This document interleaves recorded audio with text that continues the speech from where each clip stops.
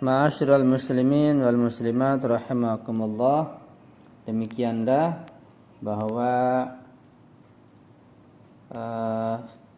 karakteristik pemimpin yang ditunjuk oleh Allah Subhanahu wa taala itu memiliki ilmu pengetahuan dan kekuatan.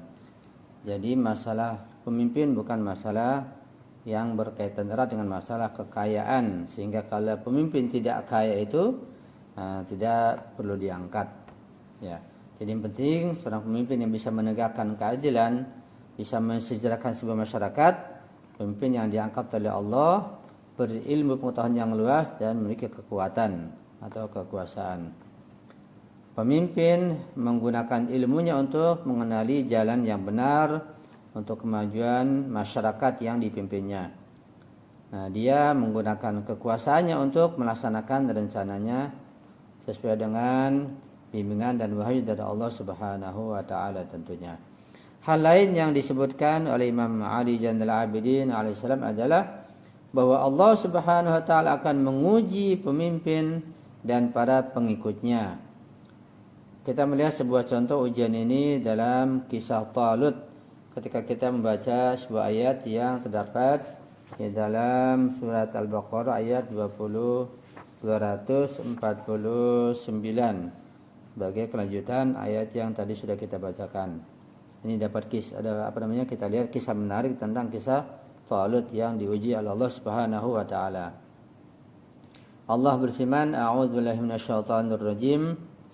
Falamma fasala Talut bil junudi qala innallaha mubtaliikum binahar faman syariba minhu falaysa minni wa man lam yat'amhu fa innahu minni illa man i'tarafa ghurfatan bi yadihi fasharibu minhu illa qalilan minhum falamma jawazahu huwa walladzina amanu ma'ahu qalu la taqata lana al-yawma bi Jalut wa junudihi qala alladhina yadhunnuna annahum mulaqullah kam min fi'atin qalilatin ghalabat fi'atan katsiratan bi idznillah wallahu ma'as sabirin. Artinya, maka tatkala Talut keluar membawa tentaranya, dia berkata, qala innallaha mubtaliikum binahar, kata Talut, sesungguhnya Allah akan menguji kalian dengan suatu sungai. Maka siapa di antara engkau meminum airnya, bukanlah dia pengikutku. Itu yang minum air yang banyak sehingga mengenyangkan.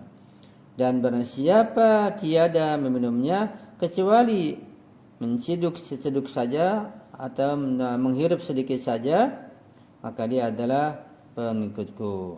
Ya, karena kondisi sangat haus, biasanya orang minum sepuasnya. Dan itu akan melemahkan fisik tentunya. Tapi kalau minum ala kadarnya, itu tetap akan menghilangkan haus dan kekuatan tetap terjaga. Kemudian mereka meminumnya kecuali beberapa orang di antara mereka. Maka tatkala Talut dan orang-orang yang beriman bersama dia telah menyeberangi sungai itu, orang-orang yang telah minum berkata, tak ada kesanggupan kami pada hari ini untuk melawan Jalut dan tentaranya. Orang yang meyakini bahwa mereka akan menemui Allah berkata, betapa banyaknya terjadi golongan yang sedikit dapat mengalahkan golongan yang banyak dengan izin Allah, dan Allah beserta orang-orang yang sabar. Jadi masalah-masalah ujian yang sangat berat pada kondisi peperangan ini.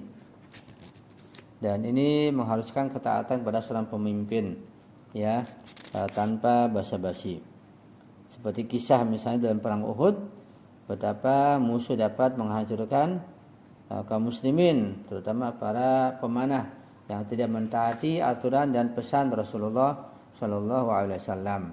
Karena mereka rakus, tamak, sehingga berebutan terhadap harta rampasan perang ketika itu. Penggunaan kekuasaan yang baik oleh seseorang yang kita baca di sini, seorang pemimpin yang bernama Alexander. Contoh lain dari penggunaan kekuasaan dengan baik dijumpai dalam kisah Alexander atau Zulkarnain. Jadi, kalau kita melihat kisah Al-Quran, itu kita mendapatkan kisah Zulkarnain. Nama lain adalah Alexander.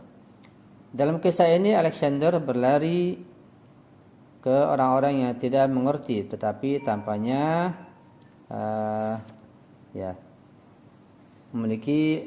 beliau ini memiliki musuh yang cukup kuat. Ya.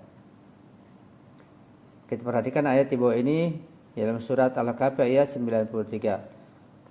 Allah berfirman, A'udzubillahi minasyaitonir rajim, hatta idza balagha bainas saddaini wajada min dunihima qauma la yakaduna yafqahuna qala. Hingga apabila dia telah sampai di antara dua buah gunung, dia mendapati di hadapan kedua bukit itu suatu kaum yang hampir tidak mengerti pembicaraannya. La yakaduna yafqahuna qala. Mungkin karena bahasanya berbeda barangkali. Hal ini merujuk pada sebagian orang yang tinggal di daerah pegunungan. Mereka bukan di timur maupun bukan di barat. Peradaban mereka sangat terbelakang. Karena Al-Quran mengatakan bahwa mereka hampir tidak mengerti kata. La yakadun yafqahuna qala. Ya. Ini faktor bahasa tentunya. Jadi sangat terbelakang. Ini menunjukkan keterbelakangan mereka. Budaya yang ketinggalan. Atau mungkin saja mereka mengalami keterbelakangan mental. Hal ini tentu saja sedikit kemungkinannya. Mereka memiliki musuh kejam yang disebut orang-orang sebagai Ya'juj dan Ma'juj. Mereka mengeluh kepada Alexander, ya, kepada siapa namanya jadi itu Zulkarnain, tentang Ya'juj dan Ma'juj, dan menawarkan untuk membayar upeti kepadanya supaya membangun penghalang antara mereka dan orang-orang Ya'juj dan Ma'juj. Perhatikan ayat di bawah ini, Allah berfirman, qalu, ya, sebagai kelanjutan ayat yang sebelumnya. Qalu ya dzal qarnain inna Ya'juj wa Ma'juj mufsiduna fil ardh fahal naj'al laka kharjan ala an taj'ala bainana wa bainahum sadda qala ma makkanni rabbi khairun fa'inuni biquwwatin aj'al bainakum wa bainahum radma atuni zibarul hadid hatta idza sawa baina as-sadafaini qala unfukhu hatta idza ja'alahu nara qala atuni ifrig alaihi qitra. Mereka berkata kepada Zulkarnain, wahai Zulkarnain, ya Zulkarnain, inna Ya'juj wa Ma'juj mufsiduna fil ardh. Wahai Zulkarnain, sesungguhnya Ya'juj dan Ma'juj itu orang-orang yang membuat kerusakan di muka bumi ini, menghancurkan masyarakat, merampas, merampok dan seterusnya. Maka dapatkan kami memberikan sesuatu pembayaran kepadamu supaya engkau membuat dinding antara kami dan mereka. Zulkarnain berkata, apa yang telah dikuasakan oleh Tuhanku, oleh Allah kepadaku terhadapnya adalah lebih baik. Maka tolonglah aku dengan kekuatan manusia dan alat-alat agar aku membuatkan dinding antara kamu dan mereka.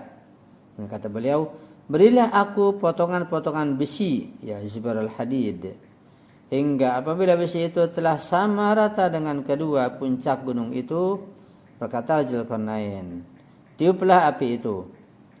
Hingga apabila besi itu sudah menjadi merah seperti api, dia pun berkata, berilah aku tembaga yang mendidih agar aku menuangkan ke atas besi panas itu. Ya, besi pun lambang kekuatan. Dan dengan besi itu mereka dapat membendung, membuat benteng, menghalangi musuh-musuh mereka. Tampaknya bahwa jalur yang dilalui oleh orang-orang Ya'juj dan Ma'juj untuk menyerang mereka ini adalah celah antara dua pegunungan curam tersebut. Ya. Kemudian Alexander atau Zulkarnain mengisi celah itu dengan blok besi, kemudian memanaskannya, dan kemudian menuangkan timah cair di atasnya agar benar-benar memblokir bagian tersebut. Kemudian bukannya menjadi angkuh atas apa yang telah dilakukannya, dia dengan sopan malah menyatakan bahwa kekuasaannya adalah kekuasaan rahmat dari Allah Subhanahu wa taala atas dirinya. Dan orang-orang kemudian berterima kasih kepada beliau, pada Alexander, pada Zulkarnain. Nah, ini adalah salah satu karakteristik seorang pemimpin yang kuat, ya, yang Allah berikan kepada seorang pemimpin.